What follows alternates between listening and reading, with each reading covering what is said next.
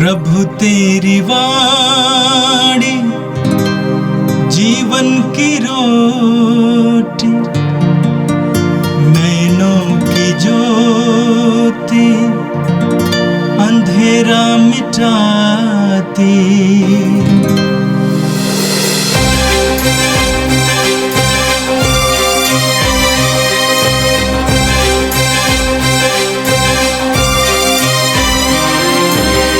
प्रभु तेरी वाणी जीवन की रोटी, नैनों की ज्योति अंधेरा मिटाती।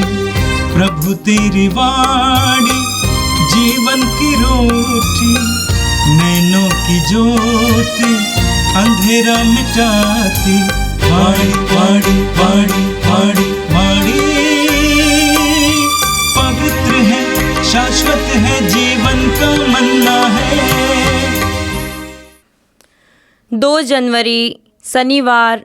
पहला पाठ संत यूहन्ना का पहला पत्र, अध्याय 2, पद संख्या 22 से 28 तक। झूठा कौन है? वह जो यीशु को मसीह नहीं मानता, वही मसीह विरोधी है।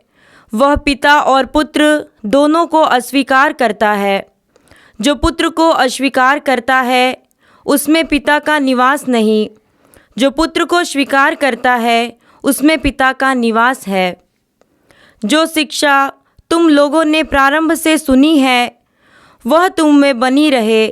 जो शिक्षा तुम लोगों ने प्रारंभ से सुनी है, यदि वह तुम में बनी रहेगी, तो तुम भी पुत्र तथा पिता में बने रहोगे। मसीह ने हमें जो प्रतिज्ञा की है, वह यह है, अनंत जीवन। ये बातें मैंने तुमको उन लोगों के विषय में लिखी है जो तुम्हें भटकाना चाहते हैं। तुम लोगों को मसीह से जो पवित्र आत्मा मिला है, वह तुम में विद्यमान रहता है। इसलिए तुमको किसी अन्य गुरु की आवश्यकता नहीं। वह तुम्हें सब कुछ सिखलाता है। उसकी शिक्षा सत्य है, असत्य नहीं। उस शिक्षा के अनुसार तुम मसीह में बने रहो। बच्चों, अब तुम उनमें बने रहो, जिससे जब वह प्रकट हो तो हमें पूरा भरोसा हो और उनके आगमन पर उनसे अलग होने की निराशा न हो। यह प्रभु की वाणी है। संत यूहन्ना के अनुसार पवित्र सुसमाचार, अध्याय 1, वाक्य संख्या 19 से लेकर 28 तक। जब यहूदियों ने यरूशलेम से याजकों और लेवियों को यूहन्ना के पास यह पूछने भेजा कि आप कौन हैं, तो उसने यह साक्ष्य दिया। उसने स्पष्ट शब्दों में यह स्वीकार किया कि मैं मसीह नहीं हूँ। उन्होंने उससे पूछा, तो क्या आप एलियस हैं? उसने कहा, मैं एलियस नहीं हूँ। क्या आप वह नबी हैं? उसने उत्तर दिया, नहीं।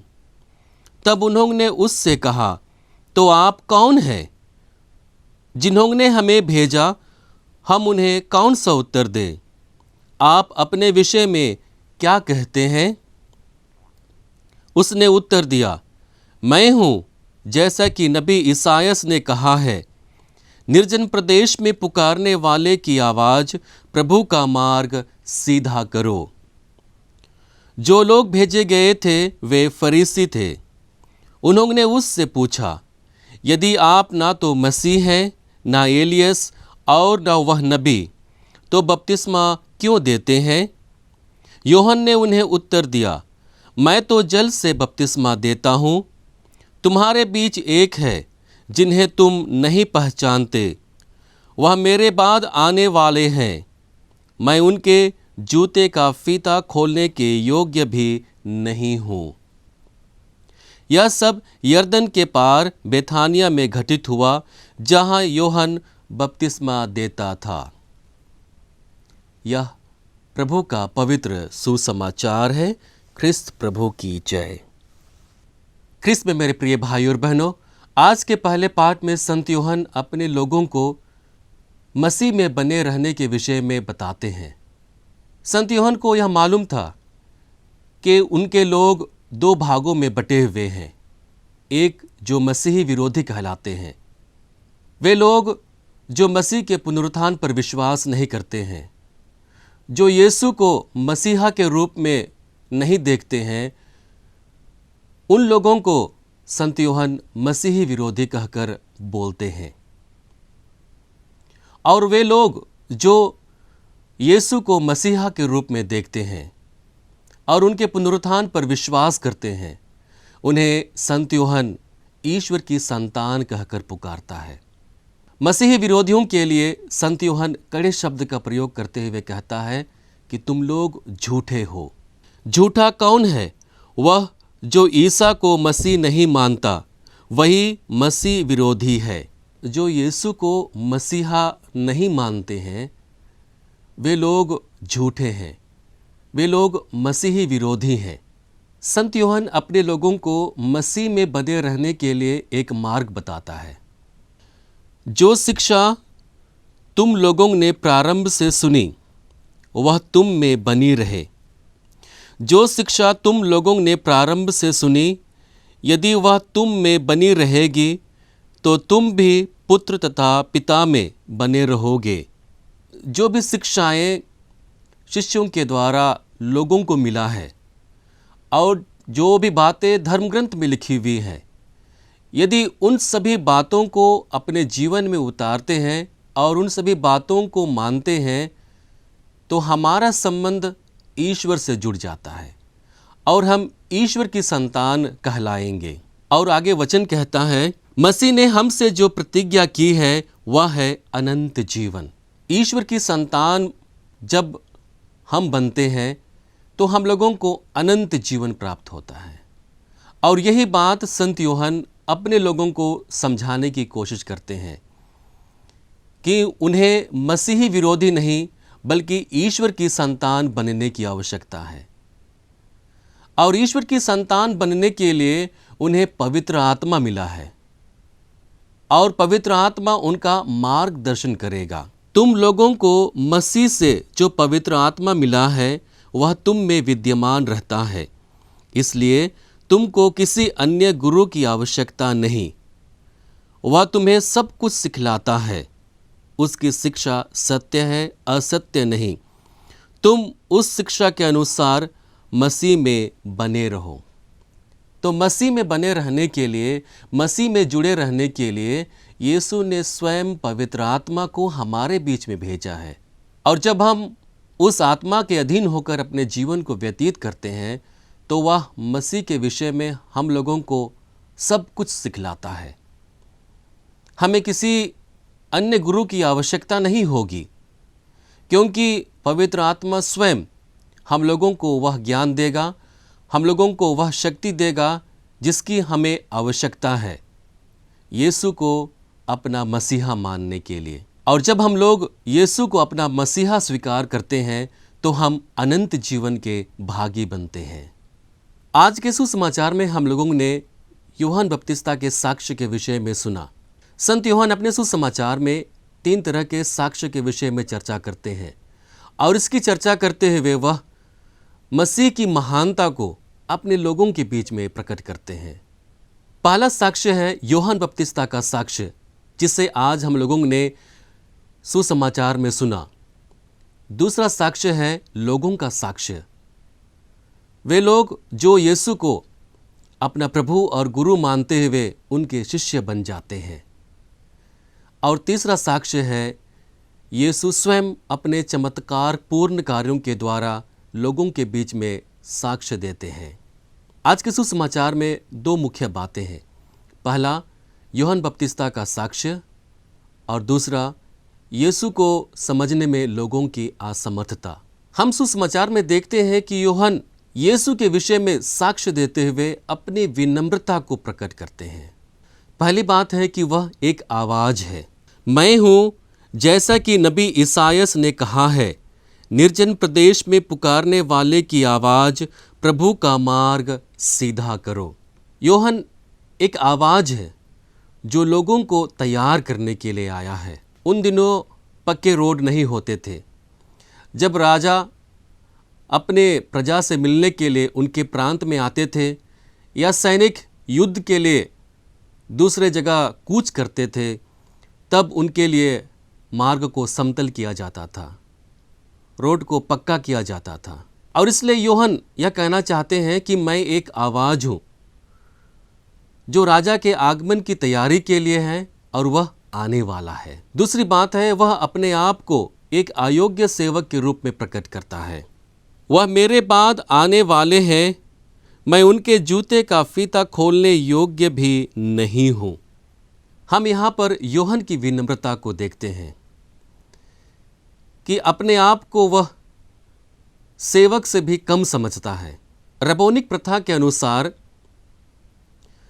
शिष्य लोग गुरु के हर काम को कर सकते थे जो सेवक करते थे, सिवाय एक काम के, उनके जूते खोलने का काम, क्योंकि वह काम सबसे छोटा काम था जिसे केवल सेवक करते थे।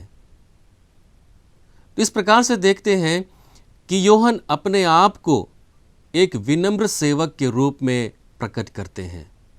अपनी विनम्रता का परिचय देते हुए स्वयं को मसीह से छोटा समझते हैं और लोग जो समझने में असमर्थ थे उनकी समझ को बढ़ाते हैं। हमारी महानता स्वयं पर नहीं होनी चाहिए, हमारी महानता यीशु पर होनी चाहिए, ईश्वर पर होनी चाहिए। और जब हमारी महानता ईश्वर पर होती है तो हम अपने आप को विनम्र करने लगते हैं, हमारा स्वभाव दीनहीन बन जाता है और यही स्वभाव ईश्वर को प्रिय है।